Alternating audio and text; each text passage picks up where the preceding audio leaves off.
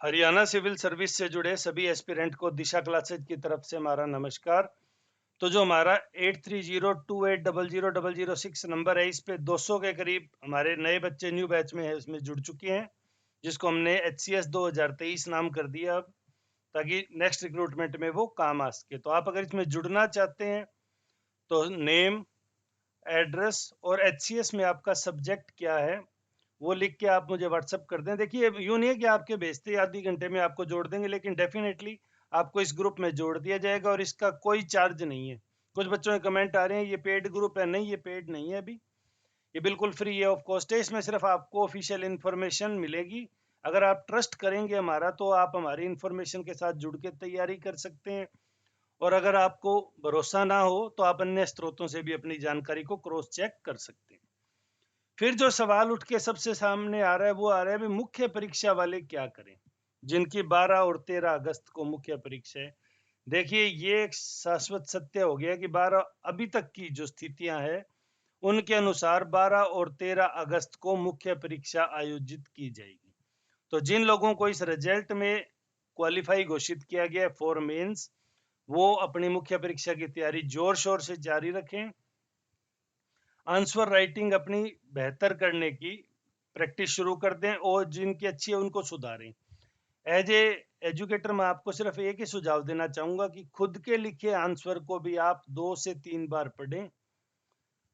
दूसरे के नजरिए से बड़ा खुद का नजरिया होता है, उसे पढ़ें और फिर देखें भी किन वर्ड्स का रिपीटिशन ज्यादा हो रहा है या किन वर्ड की या कौन सी लाइंस है जो रिपीट हो रही है। अगर जो सवाल का फॉर्मेट है, पिछली बार के पेपर आप देख लीजिए कितने वर्ड्स में कितने सवाल पूछे जाते हैं। जो दिशा क्लासेज का टेलीग्राम चैनल है वहां पे मैं आपको लास्ट ईयर के जो सवाल हैं वो सॉल्व कर दूंगा, वो पेपर डाल दूंगा उसको, ज्यादातर सब्जेक्ट के तो, और उनसे आप अपनी तैयारी कर लें। तो वहां से आप अपने पेपर देख लें, जो भी सब्जेक्ट आपने चूज किया है, चाहे वो पॉलिटिकल साइंस हो, चाहे वो ज्योग्राफी हो, जो भी सब्जेक्ट हो आपका, हिंदी इंग्लिश जीके तो है ही, खैर कंपलसरी में आते ही है वो।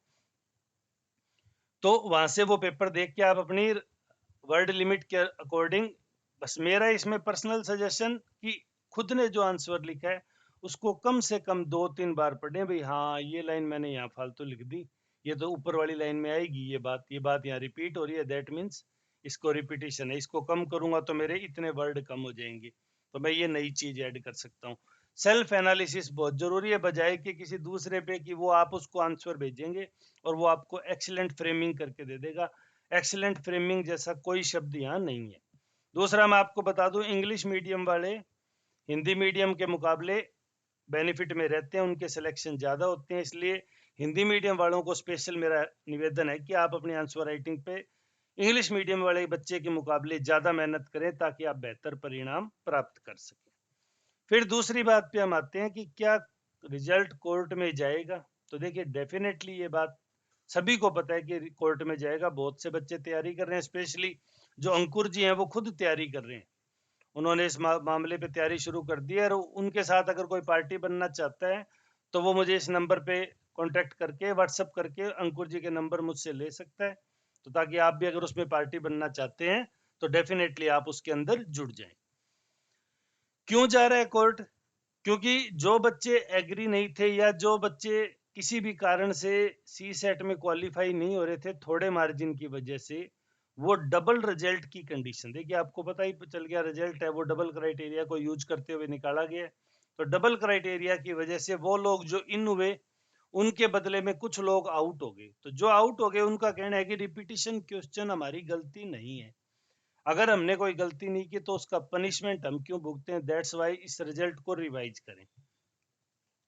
तो इसलिए मामला कोर्ट में जाएगा और बिल्कुल ऑफिशियली वहां स्टैंड भी करेगा, आधार भी बन रहा है।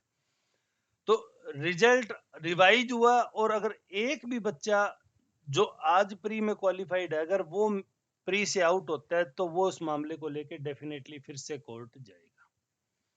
ये अधिकार होता है। आपने पिछली, हालांकि हमने 8 साल का एक्सपीरियंस हो गया तैयारी का, कि अगर इस तरह का कोई भी केस है, स्पेशली आरपीएससी में, एचपीएससी में, इस तरह का कोई भी केस आता है तो कोर्ट उसको रिलीफ देने के लिए मुख्य परीक्षा में शामिल करती है और फिर वो सारी चीजें हो जाती है। भी वो टाइम मांगता है, टाइम नहीं मिलता आजकल। मैं पिछले 2-3 डिसीजंस की बात करूं, मैं उनके इसका हेडिंग तो मुझे याद नहीं है, मैंने देखा तो था उसको, उसके अंदर है भी कोर्ट ने कहा था इनको मुख्य परीक्षा में शामिल कर लो, लेकिन उन्होंने जो डिजायरेबल टाइम मांगा था वो टाइम नहीं दिया कोर्ट ने, उन्होंने कहा आपको शामिल होना है तो वो लो। ऐसा RS 2018 के एग्जाम में हुआ था। मैं आपको वो केस नंबर भी है वो बाद में इसी के डिस्क्रिप्शन में लिख दूंगा, आप जाके राजस्थान हाईकोर्ट की साइट पे उस केस की स्टडी कर सकते हैं। फिर मैं बात करूं क्या आधार रहेगा। देखिए कोर्ट में जाने पर आधार क्या रख रहे हैं बच्चे, नो डाउट बच्चों के आधार मजबूत है, मैं खुद सहमत हूं। HCS रिजल्ट डबल क्राइटेरिया पे निकाला गया जो बिल्कुल ही न्याय संगत नहीं है, और डबल क्राइटेरिया किसी रूप में वैलिड नहीं होता। फिर डबल क्यों, फिर आप इसके 5 क्राइटेरिया डिसाइड कर दो ताकि आपको डिसाइड करने में मैक्सिमम, जो आपने थ्योरी डबल क्राइटेरिया में इस्तेमाल किया कि अधिकतम बच्चों को लाभान्वित करेंगे, आप 5 क्राइटेरिया पे निकाल दो ना ताकि सारे ही बच्चे लाभान्वित हो जाए। हरियाणा पब्लिक सर्विस कमीशन जो ग्राउंड लेगी वो सिर्फ ये लेगी कि हमने जो रिजल्ट निकाला उसमें ये ध्यान रखा भाई किसी के साथ इनजस्टिस ना हो। तो ये कोई थ्योरी नहीं कंपटीशन एग्जाम में लागू नहीं होती, जो कॉमन लॉ में लागू होती है ना वो कंपटीशन एग्जामों में लागू नहीं होती। तो वो नो डाउट अच्छे जब वकील बहस करेंगे तो ये मामला HPSC को भारी पड़ेगा। दूसरा, CSET को पेपर कराने का कोई मतलब ही नहीं बचा। ये बात हम किस आधार पे कह रहे हैं भाई CSET कराने का कोई मतलब ही नहीं बचा। भाई CSET में आपने जो 33 क्वेश्चन है उनको आउट करके जो रिजल्ट निकाला है, तो ये रिजल्ट निकालना आपकी गलती को साबित करता है कि आपने माना है कि 33 क्वेश्चन रिपीट हुए हैं, और दैट्स वाई ये मामला अब कोर्ट में एक्सटेंड कर गया। तो अगर CSET ले ही नहीं रहे तो बच्चों ने इसकी तैयारी में टाइम वेस्ट क्यों किया। अब कोर्ट कहेगा कि सभी का बराबर टाइम वेस्ट हुआ है। तो ऐसा जनरली मैंने जितने आज तक के मामले देखे हैं कोर्ट इस तरह की कोई फ्रेमिंग नहीं करता जो इररेलेवेंट हो अकॉर्डिंग टू एडवर्टाइजमेंट। एडवर्टाइजमेंट में आपको ये किसी ने नहीं बताया था कि किसी विशेष परिस्थितियों में परिणाम निकालने के तरीके में बदलाव किया जा सकता है। हालांकि मैं मान रहा हूँ HCS 2023 में जब वो बात लिख चुकी है कि हम प्री के कुछ भी नहीं बताएंगे, अब वो नेक्स्ट जो HCS 2023 आ रही है उसमें ये बात भी लिख देगी भाई हम अगर जिस भी आधार पे परिणाम निकालना चाहें और तो हम उस आधार को बदलते हुए नए आधार से भी परिणाम निकाल सकते हैं, रिजल्ट डिक्लेयर कर सकते हैं। और मेरा भरोसा है बच्चे इसको भी एक्सेप्ट कर लेंगे, क्योंकि जिन्होंने अपने प्री के मार्क्स नहीं देखना एक्सेप्ट कर लिया वो किसी भी तरीके से निकाले हुए परिणाम को कर लेंगे। फिर बच्चे मुझे कह रहे हैं कि सर आप तो डिमोरलाइज कर देते हो बच्चों को। देखो डिमोरलाइज की बात नहीं है, अगर किसी भी स्टेप पे हमें गड़बड़ होती दिख रही है तो मान के चलिए ये गड़बड़ सिर्फ मेधावी बच्चों के लिए है। मेधावी बच्चों की आड़ में क्या कुछ अयोग्य बच्चों को भी चयनित किया जा सकता है। जैसे हम रिजल्ट का एनालिसिस करते हैं तो उसमें हम देखते हैं भाई 20 बच्चे तो वो सिलेक्ट हुए जिन्होंने UPSC 4 बार दे रखा है, तो दैट मीन्स वो लोग इंटेलिजेंट है। UPSC मेंस किसी ने 4 बार लिखा है, नो डाउट कोई मूर्ख ही होगा जो उस व्यक्ति को इंटेलिजेंट नहीं मानेगा। लेकिन उस 20 के पीछे क्या 5 ऐसे बच्चे भी घुसा दिए गए जो डिजर्विंग नहीं थे, उनको किसी ना किसी तरीके से एंट्री दे दी गई। तो ये जो संभावनाएं बनती है ना ये सिर्फ ट्रांसपेरेंस एग्जाम मैकेनिज्म से ही दूर हो सकती है, और वो करना हरियाणा पब्लिक सर्विस कमीशन की, हरियाणा सरकार की, हरियाणा वासियों की जिम्मेदारी है। इंडियन नेशनल लोकदल की भी परिवर्तन यात्रा निकल रही है, जो भी उनकी यात्रा का नाम है।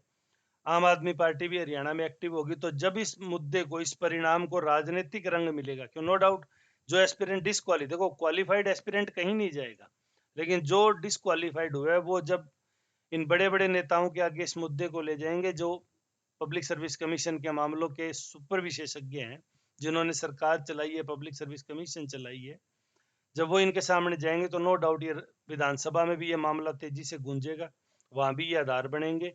तो रिजल्ट मैं जरूर कहूंगा, लेकिन HPSC पूर्व में कई मामलों में इन सारी चीजों को धत्ता बताते हुए टाइम पे एग्जाम करवा चुके, इसलिए मुख्य परीक्षा के मेरे अभ्यर्थियों से निवेदन है, और जो HCS में बॉर्डर लाइन कैंडिडेट थे जिनको लग रहा था कि हमारा होना चाहिए और नए अगर रिजल्ट को फेयर किया जाए तो हमारा हो जाए, वो लोग भी आंदोलन के लिए समय दें, वो उनकी अच्छी बात है, लेकिन वो थोड़ा सा आंसर राइटिंग के लिए अपना समय निकाले, क्योंकि आजकल विशेष परिस्थितियों में कोर्ट है वो अलग तरह के मामले भी सुना देता है। तो ये मेरी तरफ से आप लोगों की एक छोटी सी एडवाइस थी, उम्मीद है आपको ये कुछ मीनिंगफुल लगी होगी। अगर लगी और फिर भी आपके मन में कोई क्वेरीज है तो आप कमेंट सेक्शन में पूछ सकते हो, मैं आपको जवाब देने की पूरी कोशिश करूंगा। चैनल पे नए हो तो चैनल को सब्सक्राइब कर लें, बेल आइकन जरूर दबा लें ताकि आगामी वीडियो के नोटिफिकेशन सबसे पहले आपको मिल सके। तो वीडियो में अंत तक जुड़े रहने के लिए धन्यवाद। आपका दिन शुभ हो।